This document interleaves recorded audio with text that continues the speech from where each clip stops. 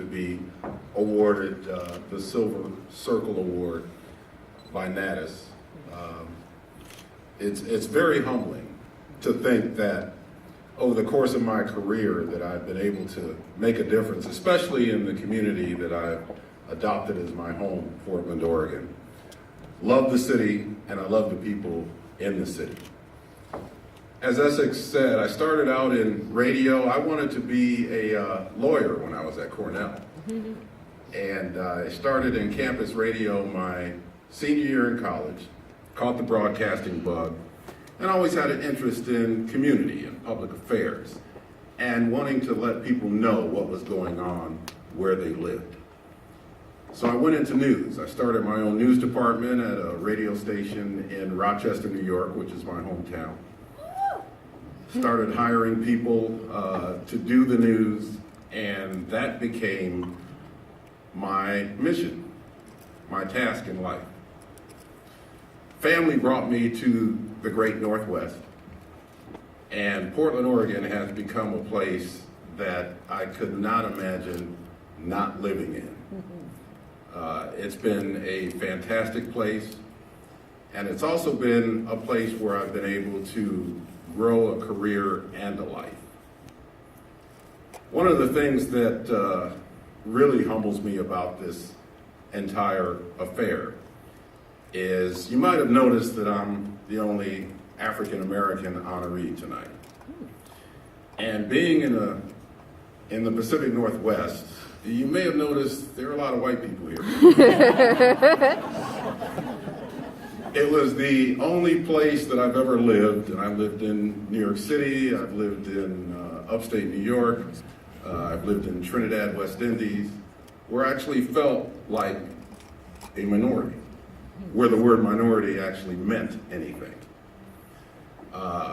So that cultural difference is something that some people might have viewed as a disadvantage, but I viewed it as an advantage because I knew I could bring something to the table.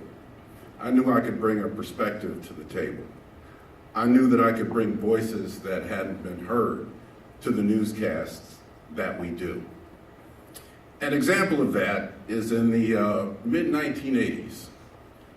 A lot of the gangs, the Crips, the Bloods, were coming out to the Northwest and actually recruiting and becoming part of the landscape where we live.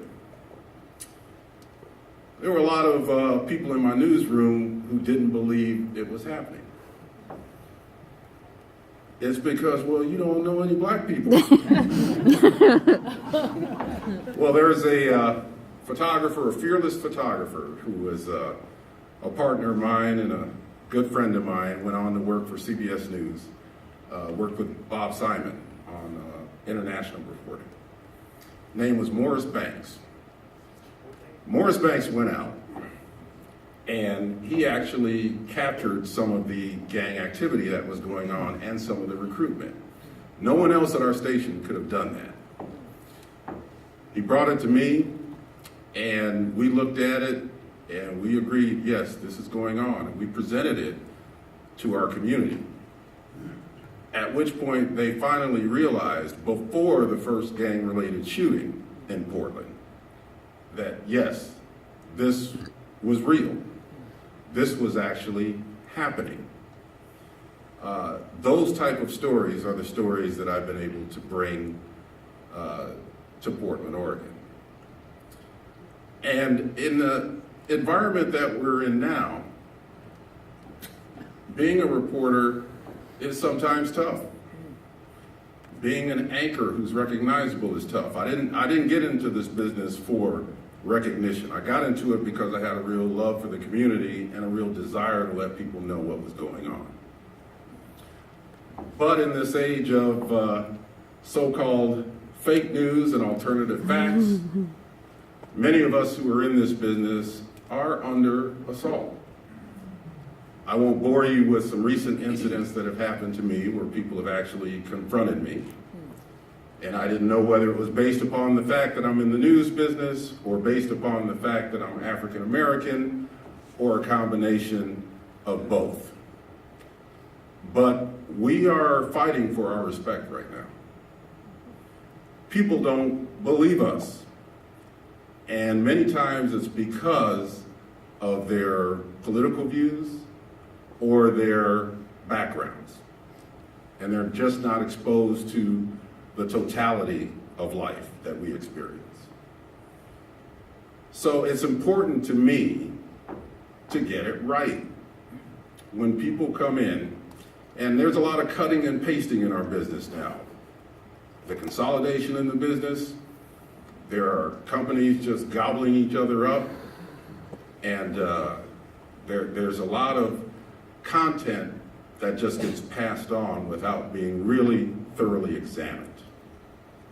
We need to examine the facts. We need to examine what we're actually presenting to the public.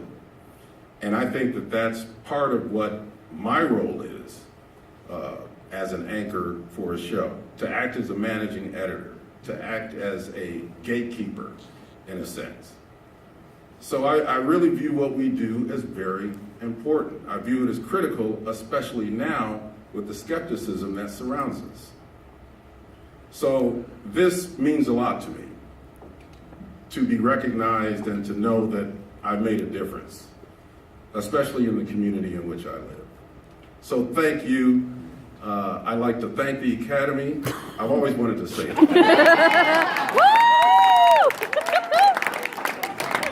So I'd like to thank the Academy. I'd like to thank all of you with NATAS for recognizing what we do and especially allowing me to be up here and address you. Thank you very much.